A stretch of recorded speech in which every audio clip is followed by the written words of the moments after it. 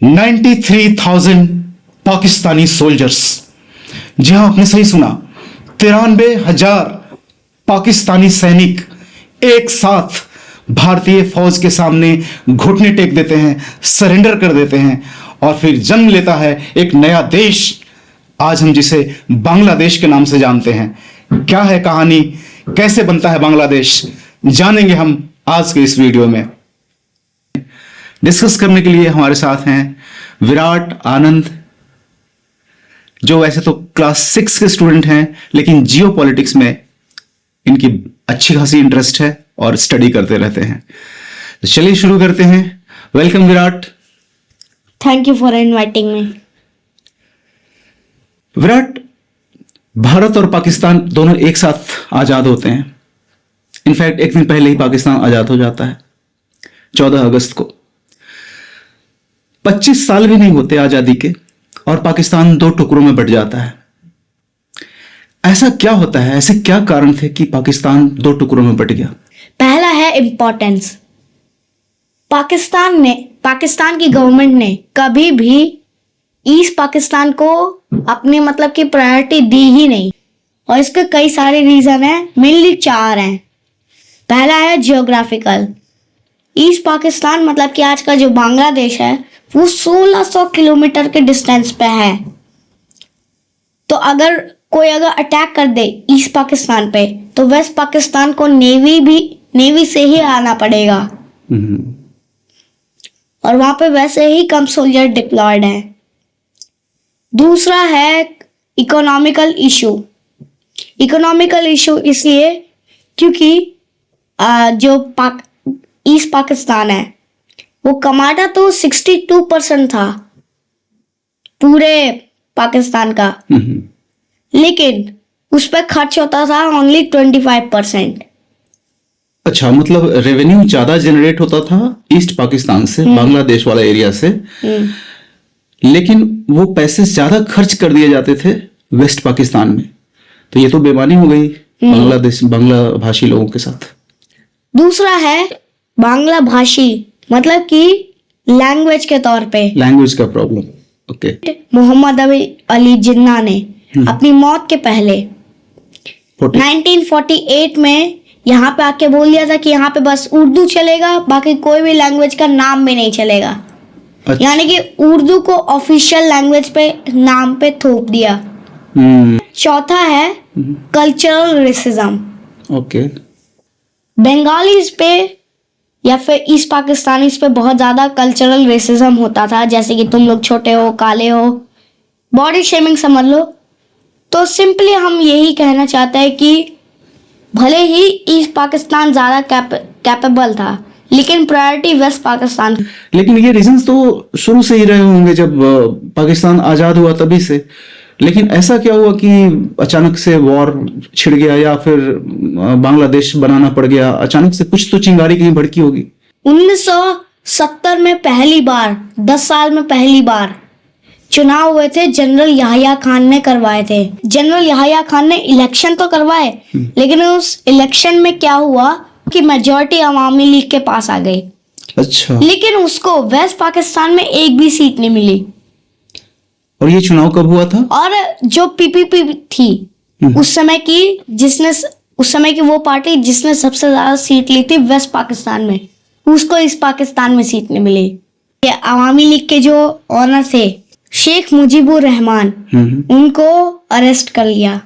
अच्छा, अवामी लीग के जो हेड थे, जो पीएम बनने चाहिए थे, हाँ। उनको जेल में डाल दिया गया।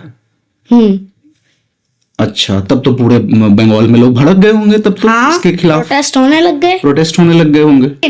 ये आग पहले से ही लग चुकी थी, इसको वाइल्ड फायर में कन्वर्ट किया ऑपरेशन सर्चलाइट, जो कि 25 मार्च 1971 में हुई थी। और ये इस तरीके का ऑपरेशन था कि इसमें 30 लाख लोगों को मार दिया गया। अच्छा, तब के पाकिस्तान का जो बंगाल पार्ट था, वहां के 30 लाख लोगों को जीनोसाइड किया गया। हाँ, पाकिस्तानी आर्मी के द्वारा।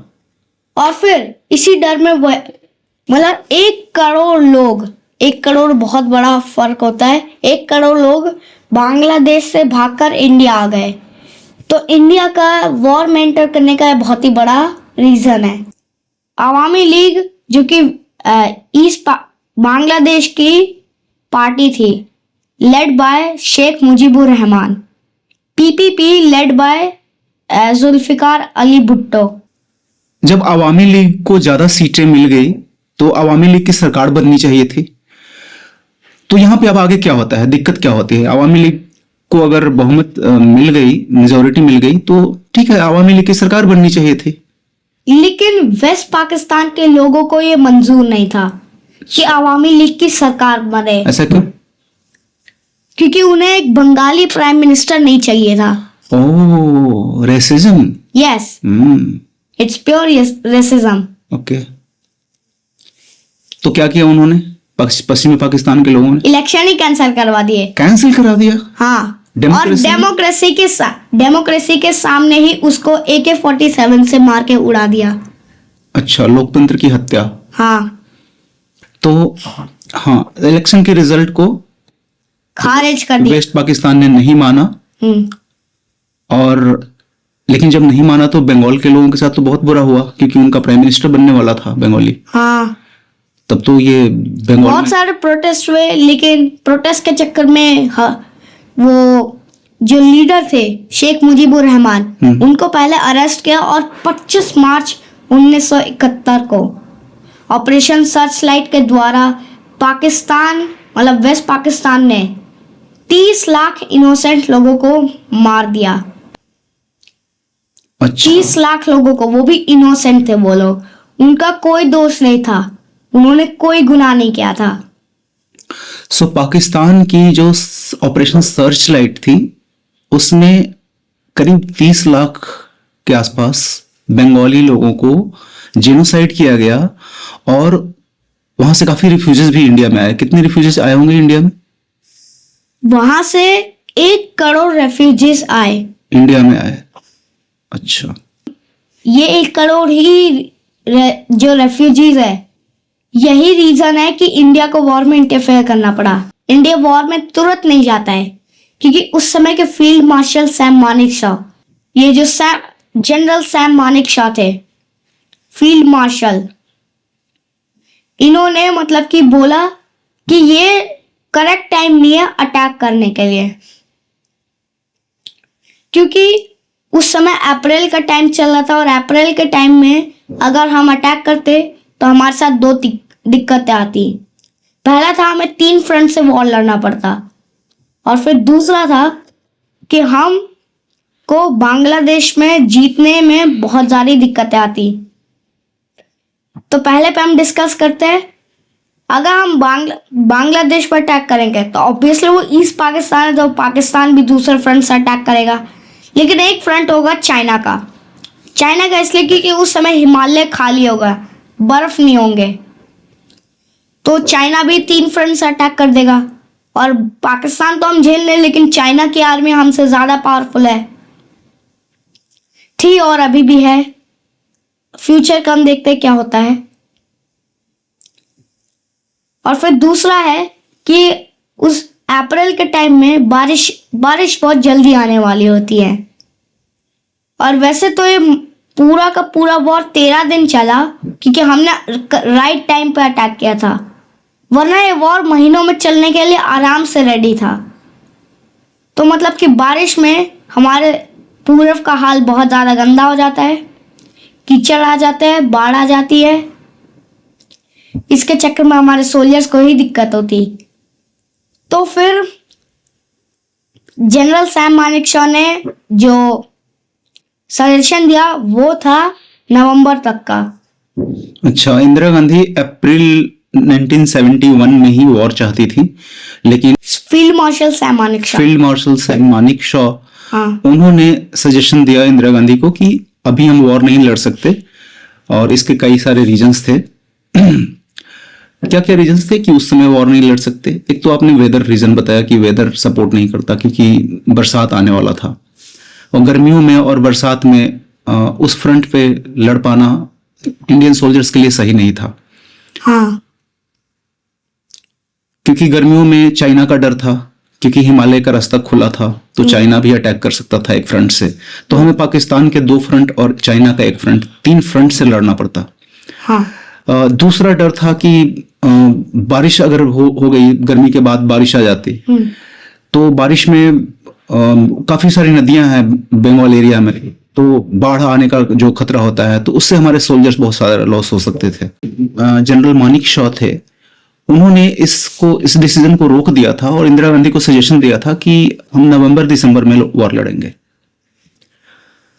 सो विराट, आपने बताया कि एक तो वेदर कंडीशन ऐसा था जिसकी वजह से इंडियन फोर्स नहीं लड़ सकती थी अप्रैल में। वेदर कंडीशन के अलावा और क्या ऐसे रीजंस थे कि मानिक शॉ ने नहीं मना कर दिया था इंदिरा गांधी को? पहला था आउटडेटेड मैप। अच्छा। जो उस समय के मैप थे वो ब्रिटिश टाइम के थे, तो फिर हमें कोऑर्डिनेशन करने में दिक्कत होती। कोई बड़ी सी कंट्री हमारे साथ नहीं थी जिसकी आर्मी स्ट्रांग हो, लेकिन पाकिस्तान के साथ था उस समय का सबसे सेकंड पावरफुल देश मेरे हिसाब से अमेरिका। फर्स्ट पे तो रशिया है। तो उस समय अमेरिका था पाकिस्तान के साथ, ना कि इंडिया के साथ। तो इंडिया ने सोचा कि रूस के साथ अपने संबंध बनाए जाए। ये रूस के साथ 30 साल का समझौता हुआ कि अगर कोई इंडिया पे अटैक करेगा तो रूस उसे खुद पर अटैक समझेगा। और फिर तीसरा था, एक लिबरेशन ऑर्गेनाइजेशन बनी थी मुक्ति वाहिनी नाम से, उसको इंडियन आर्मी ट्रेन कर रही थी। अच्छा, वो बांग्लादेशी एरिया में? हाँ, ताकि वो पाकिस्तानी फौज से लड़ सके। ओके। हाँ। सो जनरल मानिक शॉ ने इसलिए इतना टाइम लिया, अप्रैल में ना वॉर स्टार्ट करके उन्होंने कहा कि नवंबर दिसंबर में स्टार्ट करेंगे। इसके 3-4 मेन रीजन थे। एक तो वेदर कंडीशन, कि गर्मी में और बरसात में इंडियन सोल्जर्स के लिए मुश्किल था लड़ना। दूसरा, हमारे साथ कोई इंटरनेशनल सपोर्ट नहीं था, कोई पावरफुल कंट्री नहीं था हमारे साथ, तो वो रशिया के साथ अलायंस किया गया। और तीसरा था कि मुक्ति वाहिनी को ट्रेन किया गया, जो कि इंटरनली बंगाल एरिया में पाकिस्तानी सोल्जर्स के साथ लड़ने के लिए तैयार किया गया। ये वो इंडियन आर्मी के सपोर्ट से तैयार हो रही थी, वो मुक्ति वाहिनी, है ना? एक्चुअली नवंबर में नहीं, दिसंबर में स्टार्ट होता है वॉर। ओके। प्लान तो नवंबर तक का था, लेकिन वॉर स्टार्ट होता है दिसंबर में। जो इंडिया चाहता था वही हुआ। पहले अटैक पाकिस्तान ने किया। अच्छा। 3 दिसंबर को पाकिस्तान ने 11 एयरफील्ड्स, कपूरथला, शिमला, आगरा, और मेरे को अभी 3 याद है, लेकिन 11 एयरफील्ड्स पे बॉम्ब गिरा दिए। इतना खतरनाक अटैक था, इतना खतरनाक कि इंडिया का एक भी सोल्जर नहीं मरा। पाकिस्तान का मोह में हो गया। वो लोग पागलों की तरह अटैक लिया और हमने कुछ नहीं किया।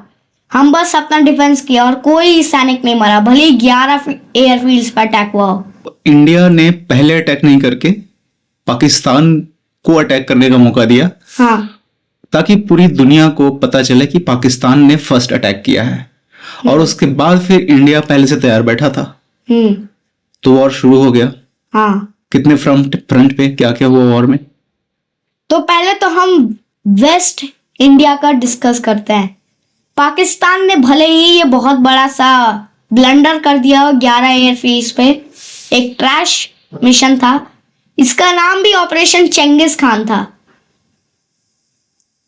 लेकिन पाकिस्तान को एक अच्छी खबर सूझी। राजस्थान के जैसलमेर जिले में एक लौंगेवाला नाम से जगह है, ठीक है? वहां पे बस 120 सैनिक तैनात हैं।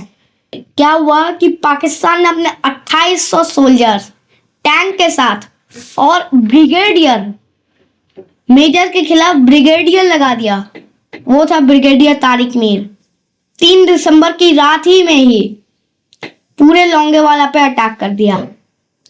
लेकिन कुलदीप सिंह चांदपुरी इतने शातिर कि उनके पास बस 3 लैंडमाइन थे, 120 जवान थे और एक टैंक को उड़ाने वाला जीप था। लेकिन उन्होंने लैंडमाइन का इतना अच्छा यूज किया कि वो पक्का जीनियस कहलाएंगे। ऐसा क्या था? रात में एक्चुअली दिखेगा नहीं ना लैंडमाइन, रात में दिखेगा नहीं लैंडमाइन। तो रात में पहले तो 3 ओरिजिनल लैंडमाइन लगाए, 3 ओरिजिनल, फिर पीछे टिफिन लगा दिए फूड के। ताकि वो पाकिस्तानी सोल्जर्स को लगे कि ये भी लैंड माइन है। हाँ 120 जवान के सामने 2800 जवान आ गए टैंक लेकर के। हाँ तो मेजर कुलदीप सिंह चांदपुरी की यहाँ पर दाद देनी होगी, उनका हिम्मत और जो इनकी स्ट्रेटेजी थी कि 120 मिलकर 2800 को भगा दिए। भगाए कैसे? 2 किलोमीटर तक उन्होंने ट्रेंचेस बिछाए थे और रात में दिखेगा नहीं, टैंक उड़े। पहले जो भी 3 टैंक आए वो उड़ गए, उनका मतलब कि धमाका हो गया। और ये जो थे कुलदीप सिंह चांदपुरी, इन्होंने 2 किलोमीटर तक बिछाए थे। तो लोगों को ऐसा लग रहा है, ब्रिगेडियर तारिक मीर को, कि हाँ कि आईएसआई ना एक ये ट्रैश काम कर बैठी है। क्योंकि ट्रैश काम इसलिए क्योंकि इनको एक्चुअली थे 120, लेकिन मार ऐसे रहे थे कि कम से कम इनके मतलब कि 2000-3000 तो होंगे। अच्छा, ये थे 120, लेकिन कुछ इस तरह का दे रहे थे भूमिका कि उन लोगों को लगे कि ये 120 नहीं है, गलत इंटेलिजेंस इनपुट मिला है। हाँ। ये लोग भी हमारे बराबर ही हैं। हाँ 2-2,500 होंगे ये लोग भी।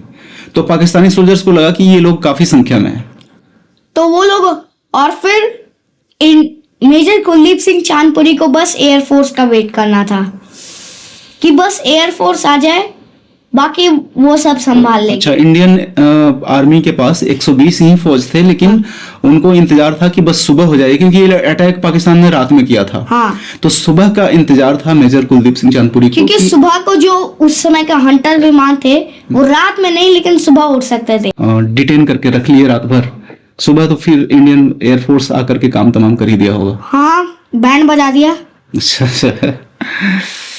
और इतना बैंड बजाया कि खुद पाकिस्तानी जो ब्रिगेडियर तारिक मीर था वो सब छोड़ छाड़ के भाग गया कि ये पक्का मेरी ग्रेवयार्ड खुदवा देंगे यहीं राजस्थान में। अच्छा, इन्होंने जो लैंडमाइन लगाया था उससे उनके टैंक भी उड़ गए थे ना? हाँ, तभी तो उनका हौसला कम हो गया होगा।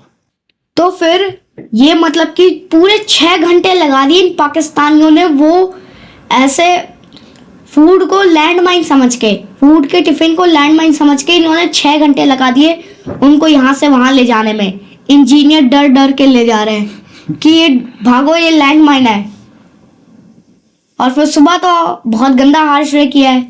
फिर उसके बाद नेवी बोली कि आर्मी ने धोया, एयरफोर्स ने धोया, हम क्या हाथ पे हाथ धरे बैठे रहेंगे।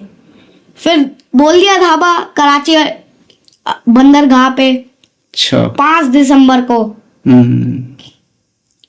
5 दिसंबर को कराची पोर्ट पे हमला कर दिया। और इतना गंदा हमला किया कि अगले मतलब कि बहुत टाइम तक, 1 महीना समझ लो, कराची बंदरगाह जलते रहा और लोग वहां से बच के ग्वादर भाग गए। और ग्वादर ऐसी जगह है कि अगर उसके बाद जाओगे तो ना बलोचिस्तान रहेगा ना पाकिस्तान, तुम ईरान में पकड़े जाओगे और तुम मर जाओगे।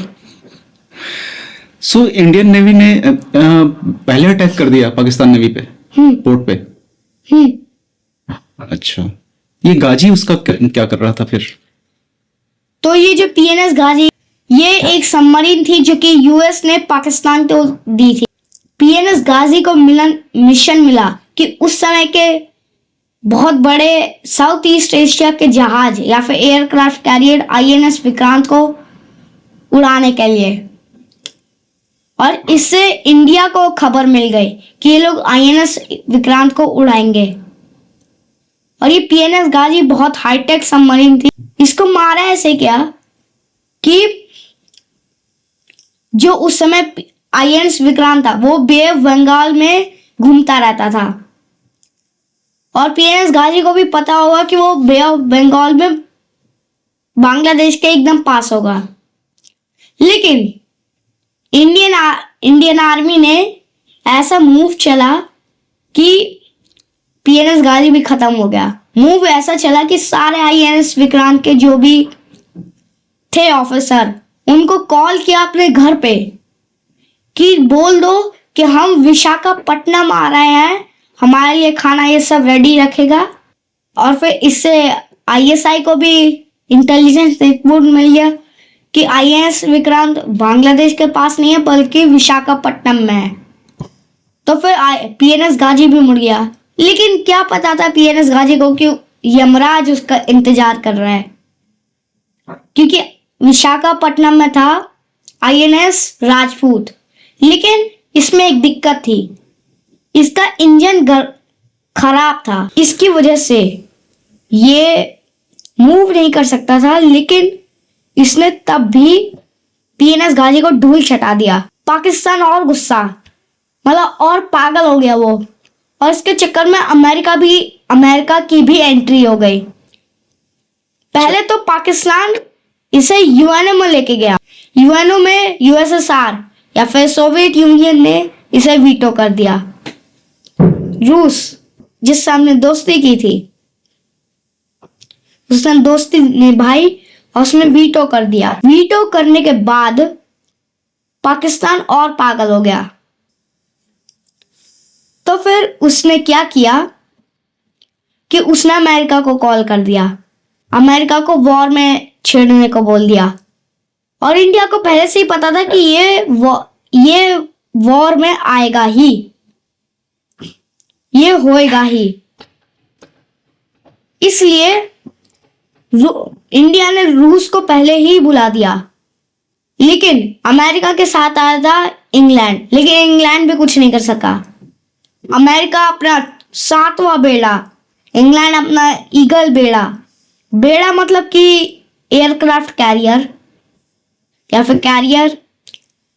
और इंडिया यहाँ पे अपना आईएनएस विक्रांत लेके खड़ा है रूस के 40वें बेड़े के सामने, मतलब 7।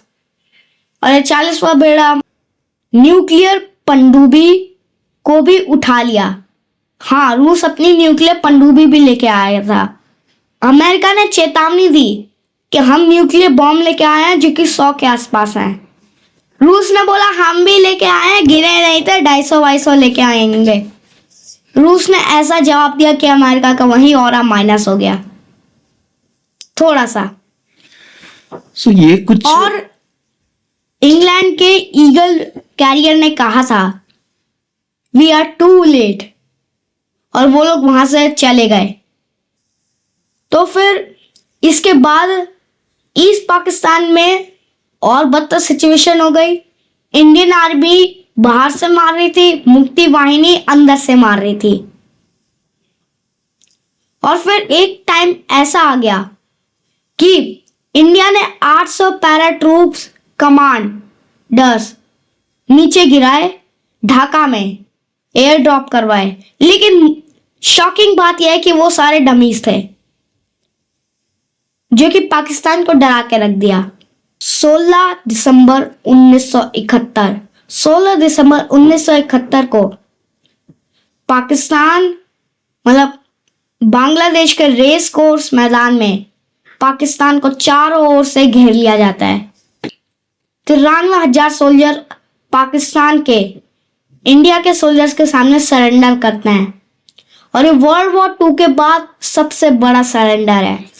विराट, जिस तरह से अमेरिका और इंग्लैंड पाकिस्तान के साइड से आ गए थे लड़ने, और इधर से रशिया भी आ गया था इंडिया के साइड से, तो ये कुछ वर्ल्ड वॉर जैसा सिचुएशन नहीं बन रहा था कि इतने सारे अलायंस बन रहे थे वर्ल्ड लेवल के, और वर्ल्ड लेवल के सुपर पावर्स उस समय आमने सामने आ गए थे। लेकिन एक्चुअली दिक्कत ये हुई कि रूस ने वहां पे ये सब रोक कर सिचुएशन को ही खत्म कर दिया। और फिर 16 दिसंबर 1971 को 93,000 सोल्जर सरेंडर करता है, और यहीं से ही हमारा ये वीडियो खत्म होता है। अगर आपको अच्छा लगे तो फिर लाइक, शेयर, सब्सक्राइब जरूर करना। मैं आपसे दोनों तरफ से रिक्वेस्ट कर रहा हूँ, दोनों हाथ से। बाय।